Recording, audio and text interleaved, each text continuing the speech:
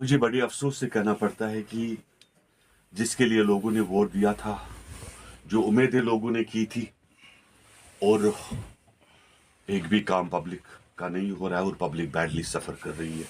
मुझे याद है उमर ने कहा था कि मेरी टोपी को इज्जत रखिए, मैंने टोपस थोयू इज्जत, एंड हिज वर्ड्स कि मुझे एक दफा मौका दो। लोगों ने मौका दिया और क्या कहते हैं, उसके बरक्स 8 करोड़ की गाड़ियां आई। एमएलएज को 25-25 लाख रुपए की गाड़ियां आई, जिनके पास शायद उससे पहले मारुतिस भी नहीं रहा करती थी। प्रोटोकॉल मिल गया, काम हो गया, दैट्स इट। सरकारी हेलीकॉप्टर गुलमर्ग के लिए मिला, और क्या चाहिए था करने को। जो सवाल पैदा हो रहा है बार बार बार बार की, देखिए जी, हमें करने नहीं दे रहा, लेकिन मैं पूछना चाहता हूं, कितनी दफा उमर ने प्राइम मिनिस्टर साहब से अपील की कि मेरे को ये सब चीजें चाहिए? क्या उमर अब्दुल्ला ने कभी अपनी जबान खोली? और मुझे लग रहा है कि ये इसमें खुश है। लेकिन कुछ सवाल मैं मीडिया से करना चाहता हूँ। मेरे मीडिया से भी सवाल है कि मीडिया खामोश क्यों? क्या मीडिया किसी चीज से डरी हुई है? क्या मीडिया की जबान खामोश क्यों हो गई? और पहले तो ये भी कहा जाता था कि भाई देखिए, हमें बात नहीं करने देते, लेकिन आज प्रेस की खामोशी को भी क्या मानूं? मुझे बड़े अफसोस से कहना पड़ता है कि मेरे मीडिया के साथी जो बहुत सवालात किया करते थे, वो भी आजकल खामोश है। और खासकर अपोजिशन तो जैसे कहीं पर है ही नहीं। लेकिन मैं सवाल करता हूं, मैं पूछना चाहता हूं, 2 लाख रुपए की सैलरी, 25 लाख रुपए की गाड़ियां, एमएलए को 3-3 करोड़ 8 करोड़ की गाड़ियां, सरकारी प्रोटोकॉल और सरकारी हेलीकॉप्टर। वो जमाना चले गया, एक एक पैसे का हिसाब लिया जाएगा। मैं अपील करता हूं गवर्नर साहब से कि प्राइवेट कामों के लिए सरकारी हेलीकॉप्टर का इस्तेमाल जो किया गया, उस पैसों का हिसाब लिया जाए।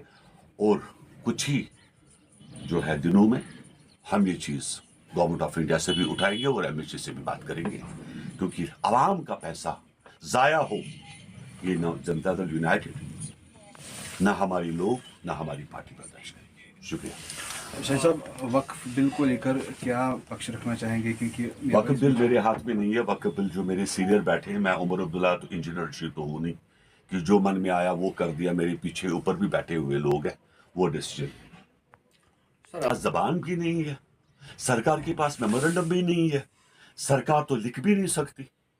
अब तो मिल गया भाई, तुम्हारी पीआरओ मिल गई, तुम्हारे प्राइवेट सेक्रेटरी मिल गई, तुम्हें गाड़ी मिल गई, अब तुम्हें क्या चाहिए? ऐश करो, ऐश। मैंने स्टोपस थोऊ इज्जत, सर वक्त मांग रहे मैंने स्टोपस थोऊ तही इज्जत, तो खुदा सर एग्जीक्यूशन के लिए क्या बात करते हैं आप? No no, what statehood? जो तुम्हें यूटी में काम है, क्या तुम कर रहे हो? क्या बात करते हो? क्या तुमने पूछा?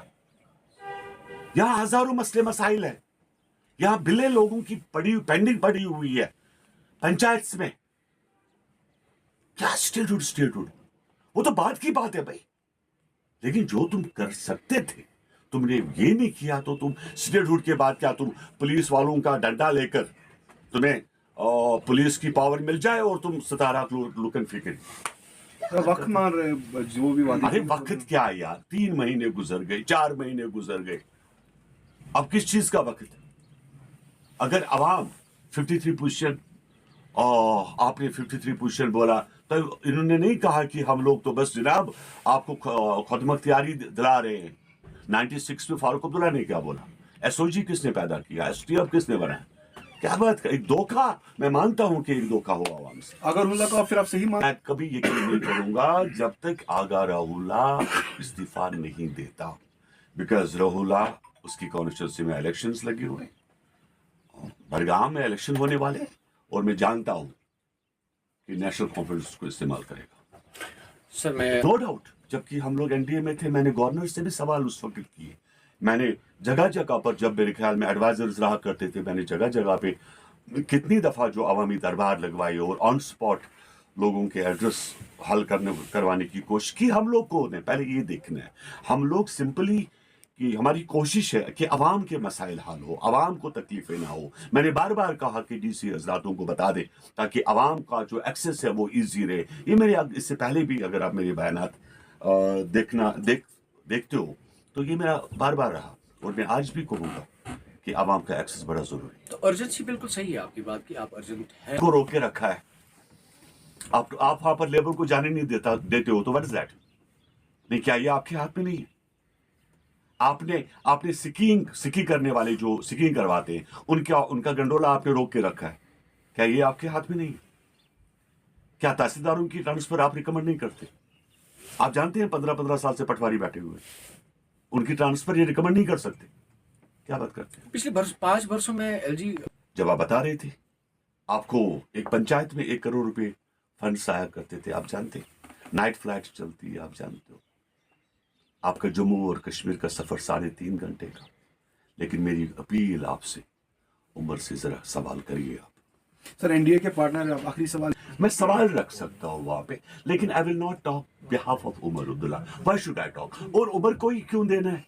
माय क्वेश्चन इज, अगर स्टेटहुड देना है उमर अब्दुल्ला को क्यों देना? मैं तो कहूंगा, मैं तो एनडीए में ये सवाल उठाऊंगा कि अगर स्टेटहुड देना ही है, लोगों की रिप्रेजेंटेशन मिली है उमर को। टोपा, इसको टोपा भी पे भी इज्जत रखी आपने, अब ये 10 साल भी इन्हीं को, somebody else। लोगों ने मैंडेट दिया पंचायत है इलेक्शन उमर को मैंडेट मिला है। आप जाकर ये होम मिनिस्टर साहब से सवाल करिएगा। आप तो part of नूर मोहम्मद का मैं इंतजार करूंगा। सर क्योंकि पब्लिक वेलफेयर जेडीयू कैसे नहीं, देखते हैं? धोखा, ये आवाम के साथ धोखा है, बिकॉज पावर रिसोर्सेस हमारे हैं। मैं जानता हूं कि जब एचडी देवगौड़ा ने पावर प्रोजेक्ट इनॉग्रेट किया था उड़ी वाला, तो हमें 20% पावर जो है फ्री मिला था। आपको मैं याद दिलाना चाहता हूँ, जबकि वक्त गुजरने के साथ साथ ताज मोहिद्दीन साहब ने एग्रीमेंट किया था गवर्नमेंट ऑफ एनएचपीसी से, वो 20% भी ले गई। मैं याद दिलाना चाहता हूँ, और आज तो हमारे पास कुछ भी नहीं। लेकिन Omar as a chief minister तुम सवाल कर तो सकते हो। ये तो बिल्कुल मतलब एक क्वेश्चन पूछने में या एक गुजारिश रिक्वेस्ट करने से, माँ को खाना मांगना है तो माँ को तो मांगना पड़ेगा ना खाना खाने के लिए। लेकिन उमर के मुंह से मैं कोई आवाज नहीं सुन रहा हूँ।